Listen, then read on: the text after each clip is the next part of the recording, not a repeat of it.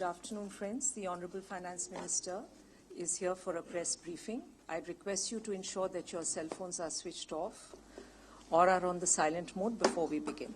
Thank you.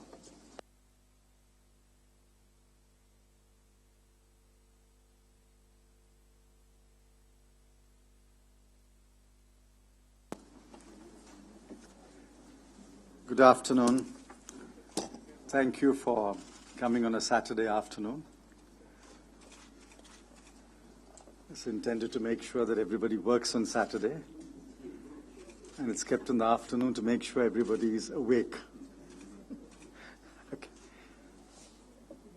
Now, I haven't met you for quite some time, so I thought I'll make a few opening remarks, and then we can take some questions. Firstly, on the revenue side, as you're aware, the revised estimates for direct taxes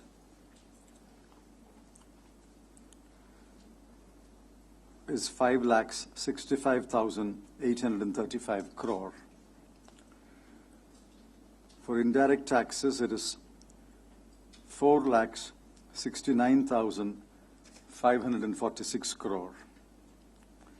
Then there is a small amount, taxes on union territories, which is 2,656 crore. So the total comes to 10,38,037 crore. 10,38,037 crore. Now, we have achieved that target. We will know the exact number when the actuals come in, but our reports as on 31st of March and the reports that trickle in as usual in the first 8 to 10 days of April indicate that we have achieved the total target of revenue. Actually, on the indirect taxes side, there is a excess over target. On the direct taxes side, there is a small shortfall against target. But overall, we have achieved the target. I commend the Central Board of Excise and Customs and the Central Board of Direct Taxes. It was a difficult year. In a year in which the GDP growth is projected at only 5% or a little over 5%, in that year, to achieve a target of 10,38,037 crore is indeed commendable. This represents a 16.7% increase over the actuals of the previous year. Again, when the GDP is growing at 5% or a shade above 5%, to achieve a revenue growth of 16.7% is indeed commendable. Which is why I maintain that the revenue targets for 2013-14, which some of you have criticized as too stiff, is achievable because we expect that the GDP will grow at 6% or a little over 6%. So I think the target for 2013-14 is also achievable. But this, of course, is only the 6th day of April. It's too early to say anything. But I'm confident we will achieve the target in 2013-14 also. The second point that I wish to make is the decision that was taken a couple of days ago on sugar decontrol. I remember that when Shri P.V. Narasimha Rao was the Prime Minister, we nearly came to the point of taking this decision. But for some reason, we pulled back at the last minute. A decision that was overdue has been taken now. after nearly, 21 years. Now, this decision means that eventually the states have to make their own arrangements. But for a period of 2 years, we are supporting a transition arrangement. States are free to procure sugar through competitive bidding or otherwise from sugar mills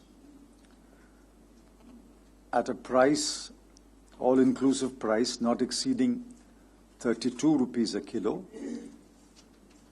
And if they distribute it at rupees 13.5 per kilo, which is the current issue price, the Government of India will bear the difference as a subsidy for 2 years.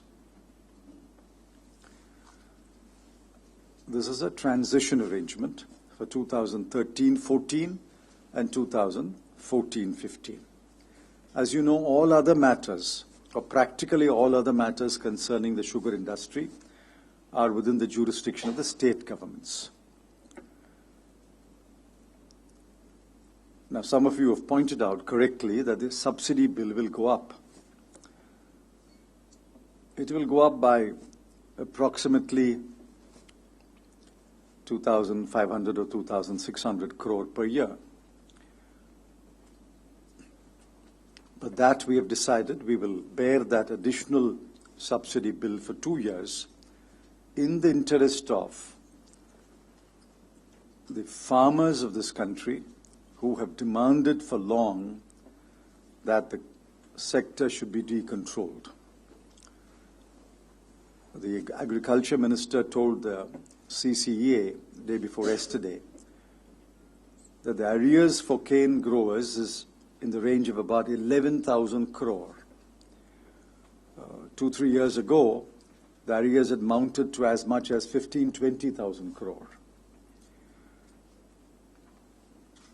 We believe now, with this step and further steps that the states may take, the cane growers, the farmers, will be paid the price for cane promptly, and they will not be denied their dues when the money is due to them.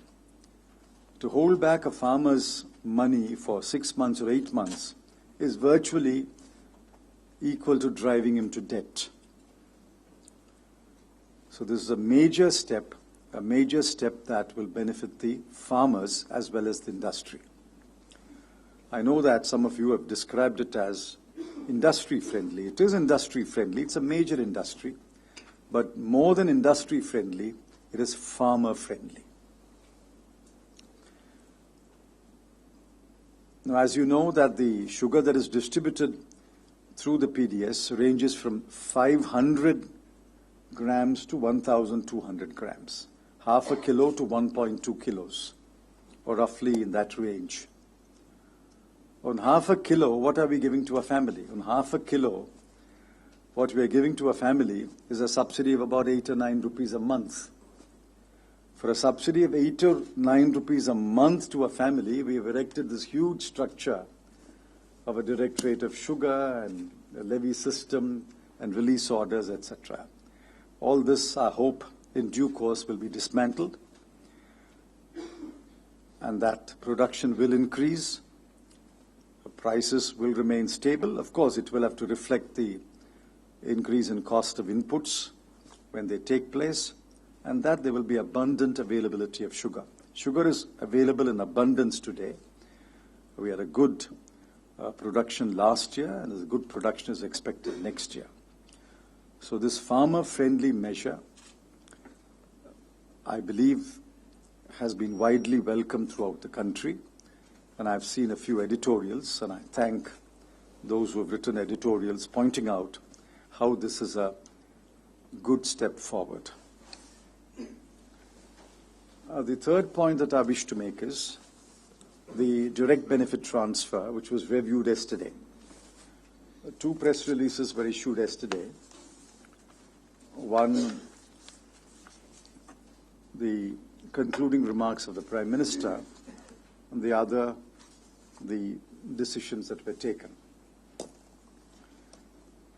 Today we are on the 96th day after the rollout.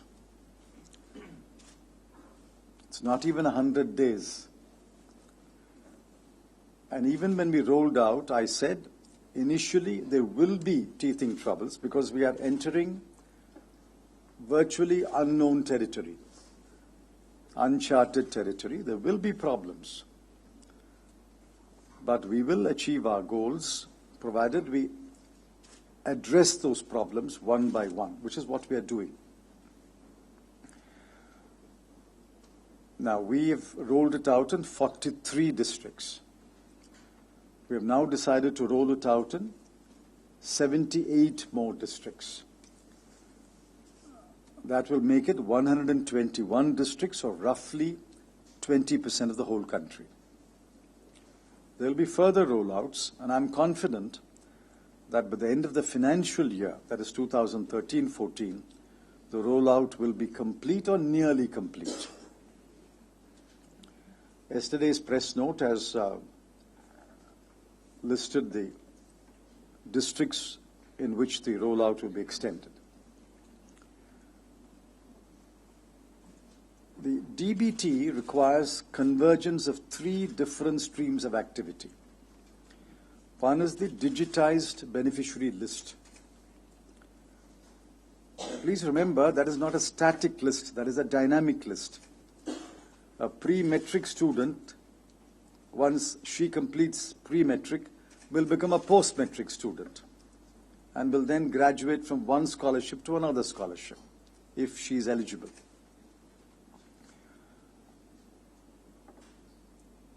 Now, the benefit to a pregnant lady is again a dynamic list. After the lady delivers the baby, and after a certain period, the benefit will stop to her. In the meanwhile, others will join the list because they are eligible as pregnant, expectant mothers. So some of these lists are dynamic lists. So the digitized beneficiary list has to be constantly updated. That is one stream of activity. The other stream of activity is opening bank accounts for the digitized list of beneficiaries. The list goes to the district collector. The district collector shares it with the lead manager, lead bank manager of the district. He then convenes a meeting of all the bankers in the district and ensures that the beneficiaries either already have bank accounts or bank accounts are open for them. We found there is a gap. The number in the list and the number of bank accounts which have been opened, there is a gap because the lists are not completely transferred to the lead manager. So that is a second stream of activity of opening bank accounts. The third stream of activity is the biometric capture and the issue of the Aadhaar number.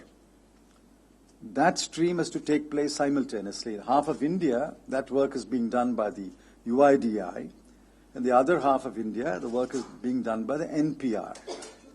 So that stream has to generate adequate number of Aadhaar numbers, especially for the beneficiaries. When these 3 streams converge, then the Aadhaar number has to be seeded on the bank account and on the digitized beneficiary list. That is the link between the 3 streams. The Aadhaar number, which is generated, is seeded on the digitized list of beneficiaries and on the bank account. Once that is done, the exercise is complete. This is re-engineering the government functioning in a manner that has never been attempted before. This is a revolutionary re-engineering of the way government works and functions. Therefore, there will be some problems, but we are getting over the problems. We are better in February than we were in January. We are better in March than we were in February.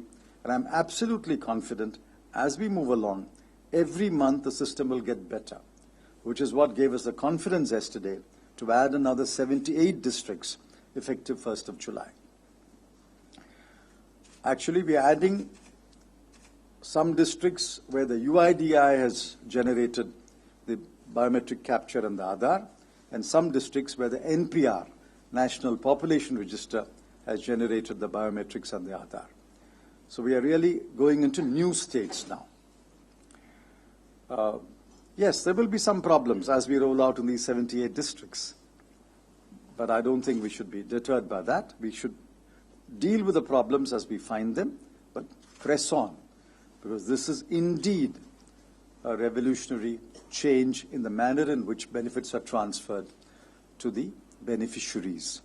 That is why the PM remarked yesterday, I mean, some sections of the media seem to have taken that sentence out of context when he said it exposes the deficiencies in the manner we track the payments. What he was referring to is the present system. And the present system of tracking payments leaves much to be desired. But in the new system, even today, in the 43 districts, when the payment goes through the Aadhaar bridge, what we call the Aadhaar payment bridge, every day we are able to get at real time the fact that the money has been credited to the bank account. Therefore, the tracking system and the accounting system has undergone in the 43 districts and will undergo in the remaining district a dramatic change. Instead of waiting to compile reports and utilization certificates from different jurisdictions and districts and governments, in real time you are generating the report that the money has been credited, and that itself is a utilization certificate now. No further utilization certificate is necessary. Once the money is credited to the Aadhaar seeded bank account, that is sufficient that the money has been utilized. So I think this is a major decision we have taken yesterday.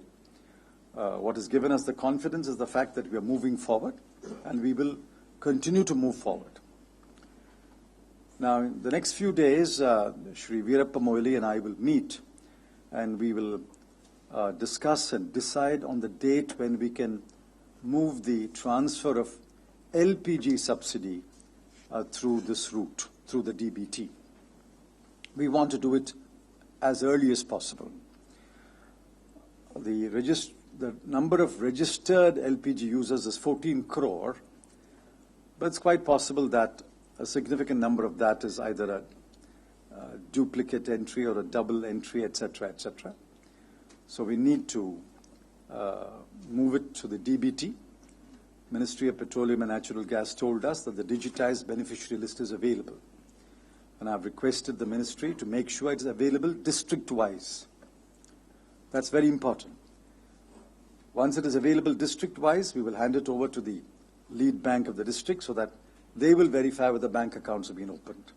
Many of them will have bank accounts. Then the seeding of the Aadhaar. But we want to quickly move LPG subsidy to the direct benefit transfer scheme. It will bring about a great deal of efficiency. It will eliminate all duplicate connections. And once we eliminate duplicate connections, it will also save us some subsidy. So that a decision will be taken in the next few days when Mr. Moily and I are able to meet. The last point that I wish to make is the CCI is moving forward. A number of decisions have been taken in the CCI. From time to time, we have shared them with you. I have with me the minutes of the CCI meetings. The 3 meetings so far have taken place on 30th January 2013, 20 February 2013, and 20 March 2013. We've had 3 meetings so far, and in these 3 meetings, we have cleared a number of projects.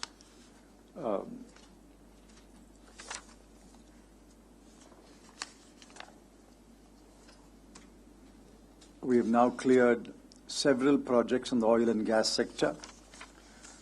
We have cleared several projects in the coal sector, one long pending project in the power sector. We have also approved a number of steps taken by the Ministry of Environment and Forest.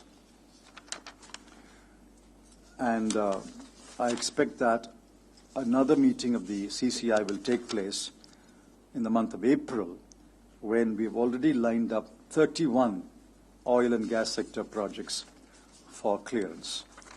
The CCI is serving the purpose which it was intended to serve. One of the unexpected benefits, not unexpected, one of the additional benefits of the CCI is the fact that a matter may come to the CCI a couple of months later is itself impelling ministries to quickly move and take decisions. So there is additional benefit. Even before it comes to the CCI, the fact that it may be brought to the CCI by one of the ministries is impelling other ministries to take quick decisions. So I think that is an additional benefit of the CCI. CCI will meet in April, and we will try to take up the 31 oil and gas sector projects which are ready for clearance after Ministry of Defense and Ministry of Oil and Petroleum Gas and the DRDO and the others have sorted out the problems. Well, I could go on and on, but I think I better stop here. My visit to Dubai and Japan were, I think, quite useful. These are major financial centers, Dubai and Tokyo. This is in continuation of my earlier visits, which you know I made to Hong Kong, Singapore, Frankfurt, and London. There are some more financial centers which I have to visit, which I will do. But we are now trying to tell both industry and investor. Industry, which brings us FDI, and investors who bring us FII. We're trying to impress upon them that India is a safe and attractive destination for investment, and I think we are making progress. So I'll stop here, and we'll take a few questions. Yes, please. Just needed the figures on how much is the shortfall on the direct tax side, how much have we exceeded on the indirect tax side, and what kind of impact would it have on the fiscal deficit, given that there has been some savings as far as expenditure is also concerned? Well, I don't know what savings there are. So from the revised targets, I don't know what savings there are. The revised estimate, I take the revised estimate, but as always, there will be some savings. So what does that mean? If we reach the revenue target, and if there are some savings, the fiscal deficit will be better than the 5.2 that I projected.